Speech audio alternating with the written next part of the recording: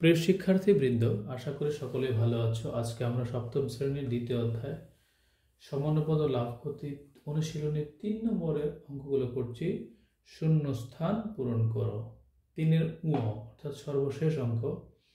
প্রথমে হচ্ছে একটা ফাঁকা ঘর, অনুপাত 12.5 সমানুপাত 5:25। চলো এগুলো সমাধান করব আমরা। সমাধান: এখানে দ্বিতীয় রাশি 12.5, তৃতীয় রাশি 5, চতুর্থ রাশি 25। তাহলে এটি হবে আমাদের প্রথম রাশি। যেহেতু দেয়া নাই তাই আমরা ধরি প্রথম রাশি ইকুয়াল ক। আমরা জানি এটা হচ্ছে সূত্র, প্রথম রাশি গুণন চতুর্থ রাশি ইকুয়াল দ্বিতীয় রাশি গুণন তৃতীয় রাশি। বা যেহেতু প্রথম রাশি আমরা ক ধরেছি, ক গুণন চতুর্থ রাশি 25 ইকুয়াল দ্বিতীয় রাশি 12.5 গুণন তৃতীয় রাশি 5। তাহলে আমরা ক এর মান বের করব। তাহলে ক ইকুয়াল হবে এই 25 এদিকে ভাগ হয়ে যাবে। তাহলে 12.5 গুণন 5 ভাগ 25। এখন আমরা এই দুটাকে যদি কাটাকাটি করি, 5 5-এ 25, তাহলে আমরা পাচ্ছি উপরে 12.5 ভাগ 5।